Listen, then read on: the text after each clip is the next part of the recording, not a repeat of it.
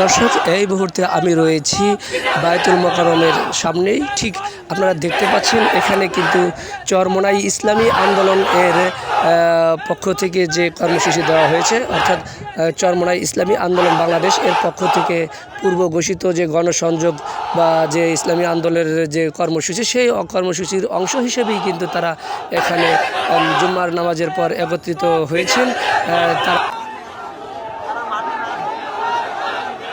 তারা কিন্তু এখন সরাসরি এখান থেকে তাদের যে গন্তব্য রয়েছে, অর্থাৎ বায়তুল মোকাররম থেকে তারা কিন্তু আমরা যতটুকু জানতে পেরেছি পুরনো পল্টন হয়ে শাহবাগ যে থানা রয়েছেন সেই শাহবাগ থানার দিকে যাবেন, এমনটাই কিন্তু আমরা এখান থেকে জানতে পেরেছি নেতাকর্মীদের কাছ থেকে।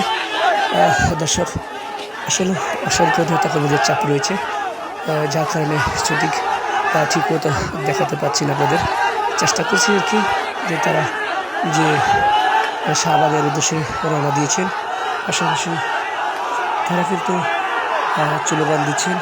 তাদের স্লোগানের ধ্বনিতে, অর্থাৎ তাদের যে স্লোগান দিচ্ছে তারা স্লোগানের মধ্যে বুয়া বলে স্লোগান দিচ্ছেন। অসংখ্য নেতাকর্মী তাদের একটি স্লোগান আপাতত আমরা শুনতে পাচ্ছি, শুধু বুয়া বলে দৌড়াচ্ছেন। আসলেও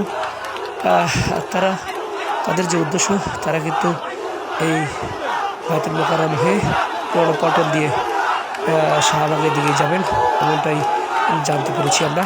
তো দেখা যাক কতটুকু যেতে পারেন তারা। তবে দেখতে থাকেন, আমাদের সাথে থাকুন দর্শক, চেষ্টা করছি দেখানোর জন্য। দর্শক, তারা কিন্তু বারবারই শুধু স্লোগান দিচ্ছেন, আমার ভাইয়ের রক্ত বৃথা যেতে দেব না। পাশাপাশি ভুয়া সহ নানা ধরনের স্লোগান দিচ্ছেন, আমরা এমনটাই শুনতে পাচ্ছি। চরমোনাই ইসলামী আন্দোলন বাংলাদেশের নেতাকর্মীদের কাছ থেকে আসলেও তারা কিন্তু আরও নানা ধরনের স্লোগান দিয়েছেন। তার মধ্যে তারা এমনটাও বলছেন, আমার ভাই কবরে পুলিশ কেন বাহিরে সহ নানা ধরনের স্লোগানে তারা কিন্তু রাজপথ দখলে রেখেছেন। আসলেও দেখা যাক কতটুকু যাওয়া যায়।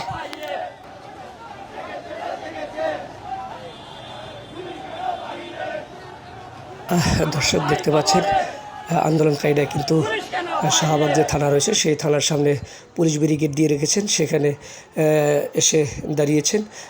তো আমরা দেখতে পাচ্ছি